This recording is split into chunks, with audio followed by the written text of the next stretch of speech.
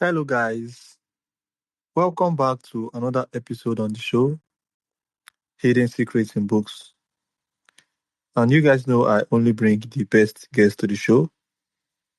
And once again, today we have a very special guest. Today's guest is Jennifer, Jennifer Chassman, Jennifer Chassman Browne. Jennifer, welcome to the show. Thank you so much. I'm so glad to be here. Okay, Jennifer, I would like you to introduce yourself to my audience. Yes, of course. I'm Jennifer Chassman Browne. I am an educator. I spent most of my professional life teaching English to high school students, which I really loved. And then I was a school leader for about 10 years, assistant principal, director of curriculum, those kinds of roles. And then about 7 years ago, I started my own educational consulting company. And I did everything from work with schools on curriculum and instruction to DEI, diversity, equity, and inclusion consulting. And then most recently, I've really been focused on disability consulting and not just working with schools, but working with nonprofit organizations, healthcare organizations, corporations. And I've been a keynote speaker and run trainings and workshops, and have been focused the last couple of years on writing a book about disability. Okay, thank you so much, Jen. So, I have some questions here for you, and I would like us to get into these questions. Great. Okay, so you were diagnosed with rheumatoid arthritis at just 6 years old. Can you share with us how that experience shaped the person that you are today? Yeah, I think at 6 years old I didn't know what that meant, a diagnosis of arthritis, so I was living my life much as any other kid would. And fortunately, I was still able to do a lot of things, be active, play sports. I did have some things that were different. I had to go, I took some medication regularly. I had to go every Saturday morning to get blood tests and sometimes go to specialists, rheumatologists. I had to wear braces on my legs and my arms at night to keep them from getting injured. I think to make sure that I could straighten them in the morning and they didn't get stiff and bent during the night. I still think it was long enough ago that it's not treatment that they give people anymore. But when I was a kid, that was just kind of what my life was. And as I said, I was fortunate to still be able to be active. And I knew that something was different about me. Didn't really know what other kids were living with sort of behind the scenes in their own homes. But I knew that something was a bit different about me and that I was being treated for an illness. And honestly, I was able to be pretty active through my 30s, played soccer a lot, some basketball, some softball. I was a hiker, a bicyclist, a mountain biker, until sort of the aging of my body slowed me down a bit more. And now I have to have some restrictions about what I can and can't do, how I can move, how I can't move. And it was just a very different life experience when my disability became visible. It really wasn't visible for much of my life, but when it did, that would be the thing that people would see first and sometimes only, and make assumptions about who I was or what I was capable of based on what they could see. So that's been more challenging for me, I think, than being a kid with a disability.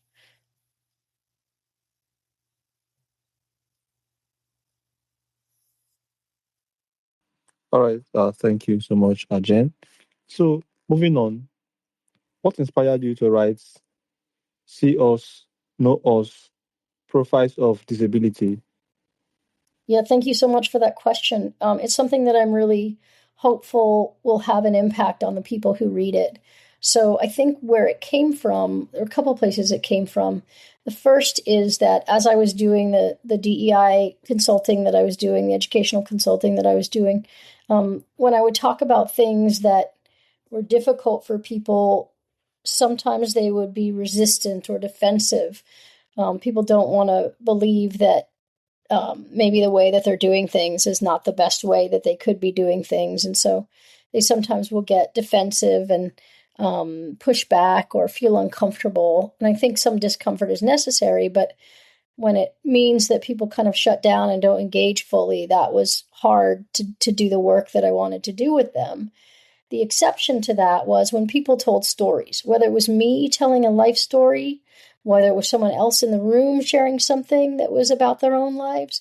The moment people started talking about themselves and sharing their experiences, the people who were listening were engaged without judgment or without a need to feel like they needed to protect themselves from something. They wanted to know more, right? So those moments when I would be doing a workshop or a training or presentation and I would talk about something personal, people wanted to know more. When the other people in the room would share something, people wanted to know more. And so as the work was becoming more difficult, I thought, well, how can I use the fact that people love stories, and really when someone's telling their story, they feel connected to them and they want to know them better and they want to know more about them and they want to share their own stories. And so I came up with this idea of putting a book together where I would share the stories of the lives of people with disabilities. And I reached out to some people that I knew. I reached out to some organizations that I was connected with. I ended up ultimately making just a short application form, because there were so many people who were interested in being part of the project. And I selected 30 people to be in the book. And I spent some time with each person, listening to their story, writing about them and for them, sharing those stories with them. I wanted to make sure they were happy with what I'd written. And then I also ended up, was being trained at that time to be a listener poet. And it's an organization called the Good Listening Project that trains people to do this work, mostly in healthcare settings, but to sit with people and to hear their stories and to write poems for them and about them. And so I incorporated that into the book in a very specific way. So the other writing that I do is to tell people's life stories. I create a narrative biography. But with the poems, I'm focused very specifically on that person's experience of being a person with a disability. So I would start by asking them, do you consider yourself a person with a disability? Is that how you define yourself? What has it been like for you to live with your disability? And I wrote an original poem for and about each person.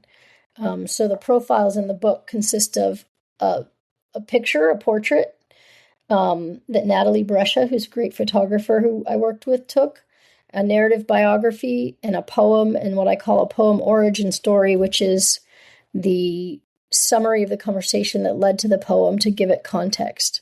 And I really wholeheartedly believe in the power of this storytelling.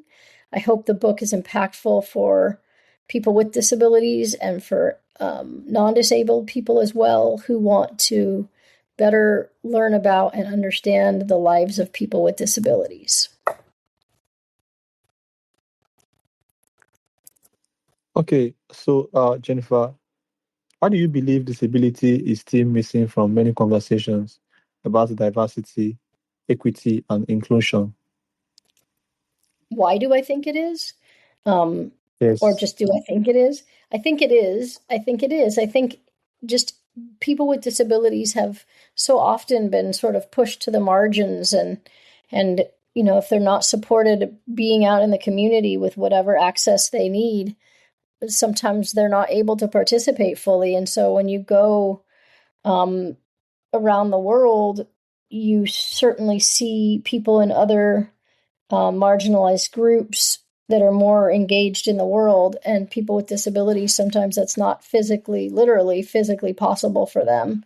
And I think there's this lack of understanding of what accessibility is and how important it is. And so I think that a lot of people with disabilities are in these ways like discouraged from or challenged by being able to be engaged and out in their communities. And then not part of the conversation, right? Not part of the conversation about inclusion, not part of the conversation about diversity. And it's, the population of people with disabilities is about 20 to 25% of the general population. So it's a significant group of people whose needs are not being met, who are not able to live their lives as sort of richly and completely as they otherwise might, who are not thought about, who are not included. It also is a group that we talk about, anybody can join at any moment. So you could break your leg and need access that somebody who has a mobility disability needs and benefit from that access. As people age, they have physical needs that accessible spaces would meet. So it's just, you never know what's going to happen to you. And the more where you're thoughtful about creating inclusive places, the more everybody benefits from that. But it's a shame that people with disabilities are left out. And I'm trying to amplify voices through the book and help people who don't know what it's like to live with a disability and what things could change in our communities to allow people with disabilities to participate. So that's a big part of the book. It's just, as the title says, see us, know us, like recognize us, that we're here, get to know who we are, and hopefully act based on that understanding. Okay, so your book shares stories of 30 people with disabilities. What did you learn from listening to their experiences? Yeah, so much. I went into this knowing about my disability, primarily a mobility disability, and the access needs that I had. But the people in the book, many of them have invisible disabilities. They have disabilities that require different kinds of support and accommodations than mine does. And there's so much that I learned just about each individual human being that I talked with, about the ways that they navigated living with a disability, about the wonderful things that they've committed their lives to improving circumstances for people with disabilities in many cases. And I think just, my understanding of disability really grew and changed and developed, and I'm a better educator and a better advocate because of that. But I also feel like I've just made 30 friends across the world who I, continue to talk to and do work with in many cases to try to make their circumstances and everybody with a disability circumstances improved and raise awareness.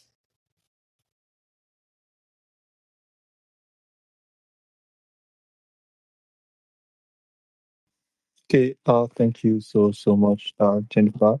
So, moving on, uh, you uh, you spent many years as an English teacher. What lessons did your students teach you about resilience and belonging?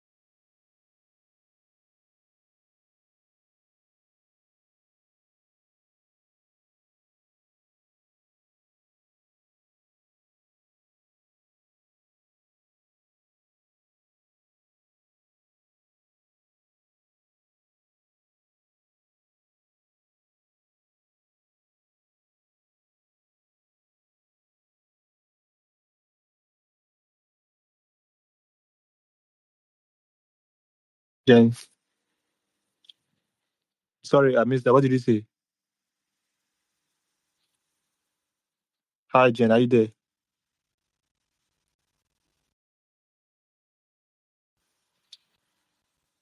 So your question Okay. initially was, what did they teach me? And I think they taught me to care first about them more than I cared about whatever the content was that I was teaching. I think they taught me that success looks a lot of different ways, right? There were students who weren't necessarily the best students in my class, but they were really beautiful, wonderful human beings, and they were really thoughtful and, um, were developing in these creative ways. And though that had as much value as anything else, right? They taught me to care about the person first. They taught me to look at each of them as the individual that they were, to affirm them, to support them, regardless of what they wanted to pursue. Okay. Thank you so much, Jen. So, how can schools and workplaces become genuinely accessible other than simply compliant? I think it's about creating as much variety as you can. So not everybody has the same access needs. Create 5 different ways for people to enter the building. Not everybody has the same ability to be in a space um, that might affect their allergies. So create spaces that are allergen free, right? Create spaces with different kinds of lighting and sound. Um, Again, I go back to variety, right? Recognize that different people have different needs and different disabilities, and support them in creating environments or experiences or both that everybody can access. I would say the first thing too is ask people what they need. What kind of environment is the environment that they're going to be most successful in? And that's not necessarily just for people with disabilities, that's for everybody, right? Everybody should have some ownership over how they create their workspace. Everybody should have some ownership over how they complete the tasks that are part of their work. Some people might need you to give them the agenda to a meeting before the meeting rather than at the meeting so that they can look it over and be comfortable with it or familiar with it. It's just asking people what would make you most successful in your work or in your personal life, and then help provide people with those things that they name. I think that's critical for people with disabilities, but it can be offered to everybody because we all have preferences and we all have needs, and we all can identify things that will make us most capable of participating. All right. So, Jen, what message do you hope readers carry with them after finishing See Us, Know Us? I think that what I hope readers carry with them is an understanding of the value of a life, everybody's life, even lives that they might have thought before weren't as rich or were compromised in some way, that they see that the people that they wouldn't have thought were living fulfilling lives are living rich, fulfilling lives. They have friends, they have relationships, they have jobs, they have families. They experience joys and sadness just the way that anybody else does. They have challenges and successes just the way that anybody else does. So I hope people who read it leave thinking, oh, these are people that are in so many ways just like me, that are similar to me. And I guess the other thing that I hope that they take is where there are differences and where there are specific needs that people with disabilities have, that now after reading this book, they want to ensure that the world meets those needs, that they become an ally in creating accessible environments, accessible spaces, accessible systems, and that they are actively connecting themselves to people with disabilities and disability communities. They are speaking up. And if they're a non disabled person, they're using that privilege of being a non disabled person to point out where a space could be more accessible, where a policy or a system could be more inclusive. And so they become allies as well to people with disabilities. I really believe the book is important. I really believe the stories are compelling. And I hope that people then are affected by what they read in this way.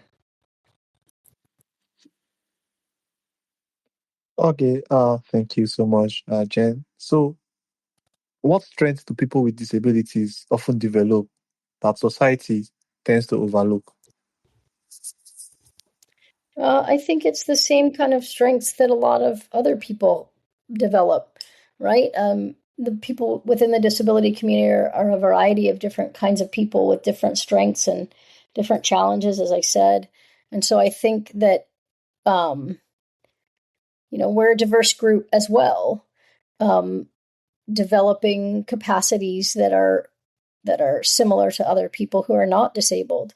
I guess the one thing that I would point to that I think maybe very broadly in the disability community.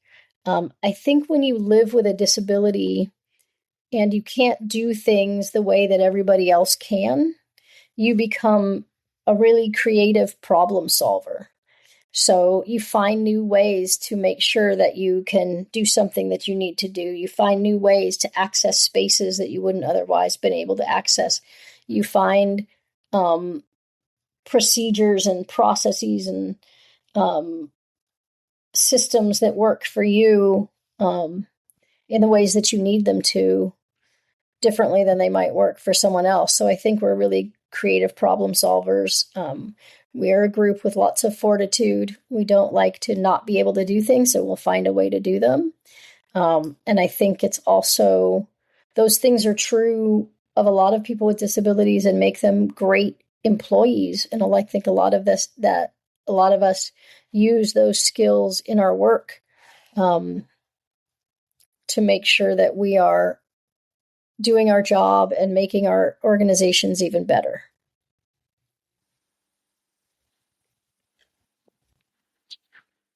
Okay, so, Jen, if you could leave my listeners with one message from this entire conversation, what would you want that to be? Read the book, but I think more importantly than that, be an ally to people with disabilities. Get to know us. You know, disability organizations are not just for people with disabilities. The disability organizations are for people who want to learn about people with disabilities and want to create a more inclusive world. So I guess it would be get to know us, be in spaces with us, be intentional and thoughtful about it. And then please be an ally in finding um, ways to make the world more welcoming for everybody. So, what's the best way that people can be an ally? Um, I think it was some of what I said. So I think it's great to start reading. There's so many good books about disability. Learn about disability, get a sense of what the challenges are that people with disabilities face, so that you can work with us to address those challenges, to fix the things that are preventing us from being able to participate fully. That would be a great way to be an ally.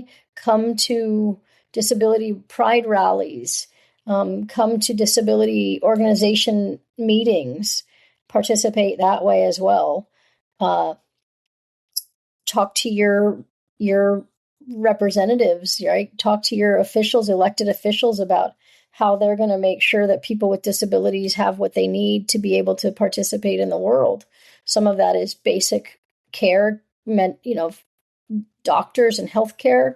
Some of that is in-home care. Some people with disabilities need some help in their homes to get them um, ready to go out into the world and participate.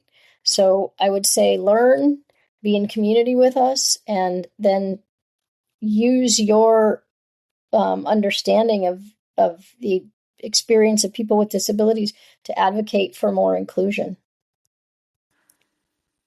All right, thank you so much, Jen. This has been a very, very wonderful episode. Thank you Thank you for so much. sharing your story and for reminding us that every person deserves to be seen, heard, and valued. Your work challenges us to move beyond awareness towards understanding, empathy, and meaningful inclusion. We wish you every success with See Us, Know Us, profiles of disability, and your continued work as an advocate, educator, poet, and speaker. So, Jen, for those who would like to get your book, and follow you up on your work, how can they do that? Probably the best way is at my website, which is jenniferchassmanbrowne.com. And it's Jennifer. Last name is Chassman Browne. That's CHA, two S's like Sam, MAN, BROWNE.